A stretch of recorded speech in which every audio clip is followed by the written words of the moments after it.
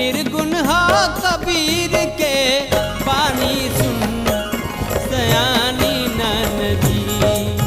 जहवा नाव चले बिन पानी सुन सयानी नदी। जहवा नाव चले बिन पानी सुन सयानी नदी।